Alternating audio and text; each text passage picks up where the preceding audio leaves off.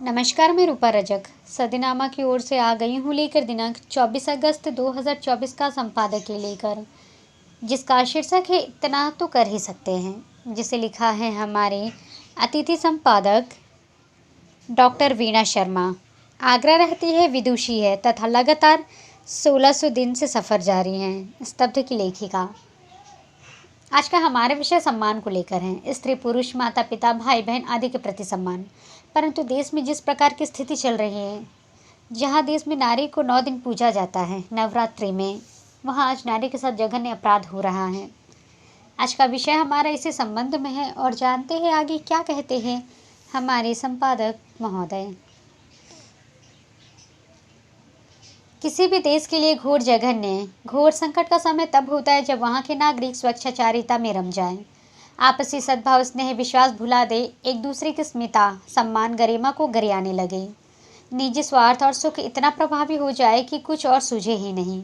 लूटपाट नोच खसोट का दौर चल रहा हो, रिश्तों का मर्यादा तार तार हो जाए, पिता बाबा दादा तुल्य रिश्तों का निर्बाध वात्सल्य कामुकता की भेंट चढ़ जाए।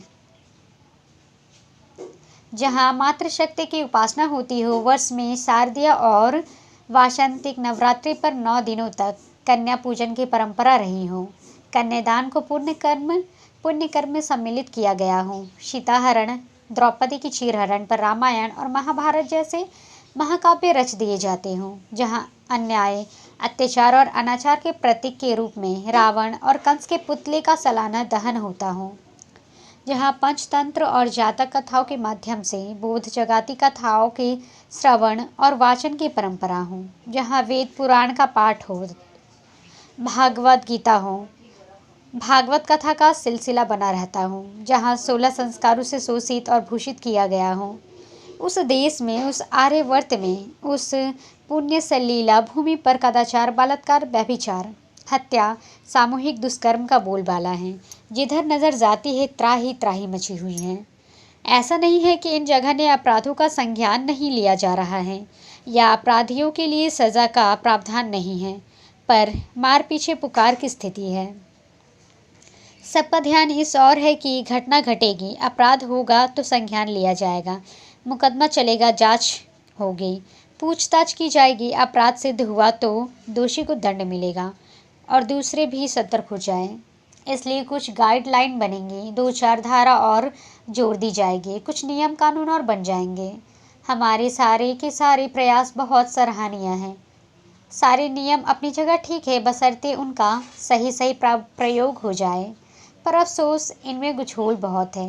कागज पर भले अच्छे लगते हों, लेकिन प्रयोगों में ढेरों खामियां हैं।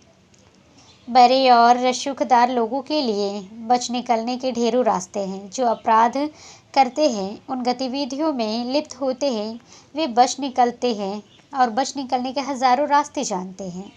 उन्हें अपने आला अधिकारियों की सह मिली होती है, उनका वरद हस्त सिर पर होता है और वे अच्छी तरह जानते हैं कि कुछ ले दे के कुछ तो छूटा हो जा सकता है। भ्रष्टाचार की सारी इबारतें टूटी रहती है, उन्हें रटी रहती है। उनके संपर्क सूत्र बहुत गहरे होते हैं, उनके साठगांठ हाईकमान से होती है। उनका अधिकारियों के पास जाना बेरोक टोक होता है। सैया भय कोतवाल तो डर काहे का।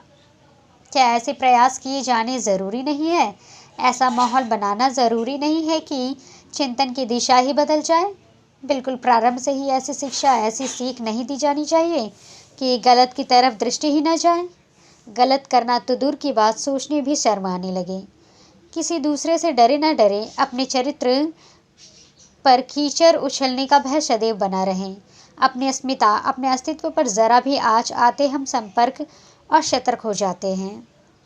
अच्छे बुरे का लगातार ध्यान बना रहे और ये शब्द केवल किसी लिंग विशेष के लिए न हो, किसी विशेष संप्रदाय, किसी विशेष वर्ग जाति समाज के लिए न हो, व्यक्ति मात्र के लिए न होकर सबके लिए समान रूप से अनिवार्य हो।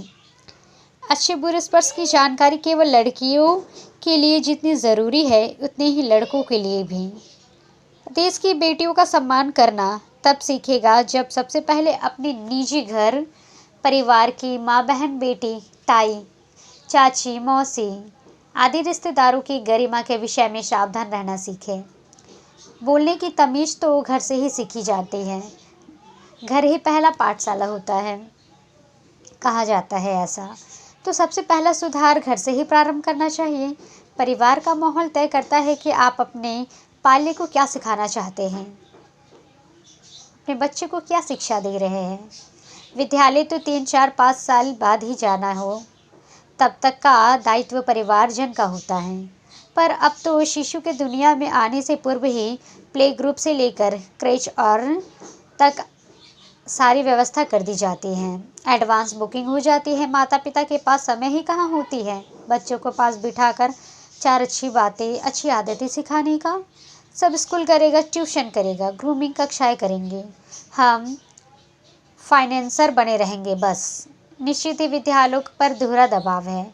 उन्हें अध्यापकों के साथ साथ परिवारजनों की भूमिका में भी रहना पड़ता है। केवल विषयगत योग्यता के विकसित नहीं करनी चाहिए कि ये इन किन प्रकारेण विषय को रटाकर कक्षा उत्तीर्ण कर अगली कक्षा में प्रवेश पा जाए और प्रमाण पत्र, डिप्लोमा, उपाधि आदि लेकर नौकरी की लंबी लाइन के आखिरी में आ जाए।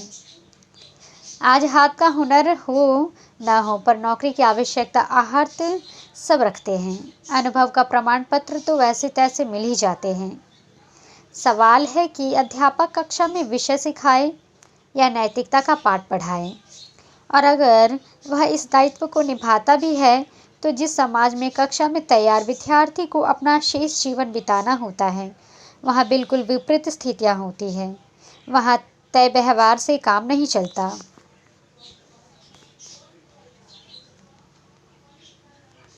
जहाँ सब हवा में उड़ रहे हों, हवा हवाई बातें हो रही हों, सुबह प्रार्थना के भाव को, नैतिक विचारों को प्राथमिकता, पाठशाला के समतुल्य बता उसकी खिल्ली उड़ाई जा रही हों, केवल शुद्ध वैज्ञानिक, तार्किक और प्रोफेशनल गढ़े जा रहे हों, सदा विचारों का सफल उगाने में विश्वास ही ना हो, उस पर आचरण की बात वो बहुत दूर है। तेजी से घटती दुराचार, दुष्कर्म की घटनाओं में पड़ोसी की बात मानकर उससे बिल्कुल अलूफ रहने की मानसिकता हो, सत्य कहना तो दूर, उसे सुनने में भी परहेज हो, तब भला क्या किया जा सकता है। निर्भया, अभया के बाद विजया, सजया जैसे केस रोज ही तो इस कड़ी में जुड़े हैं। सुन लेते हैं, पढ़ लेते हैं, वीडियो देख लेते हैं, अफसोस जता लेते हैं और फिर अपने काम धाम में लग जाते हैं। करे भी क्या, हमारे हाथ में है भी क्या। जो कर सकते थे, जो कर सकते हैं, जिसे किया जाना चाहिए, वह भी कर पाने की हिम्मत नहीं जुटा पाते। किसी न किसी व्यवस्था या व्यवसाय, नौकरी, मदुश्चरी में तो हम हैं ही। पेट भरने के लिए 4 पैसे कमाने तो सभी को निकलते हैं। जो नहीं निकलते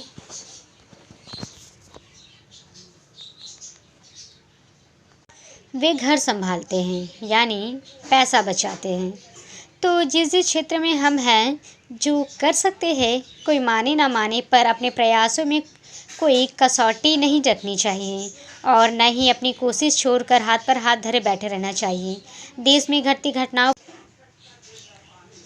भले ही ना हो, पर अपने आसपास की घटनाओं के प्रति तो सतर्क रहा ही जा सकता है। अपने अपने दायित्व निभाए जा सकते हैं।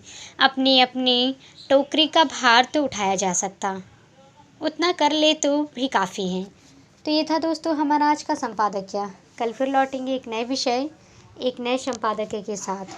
तब तक के लिए नमस्कार।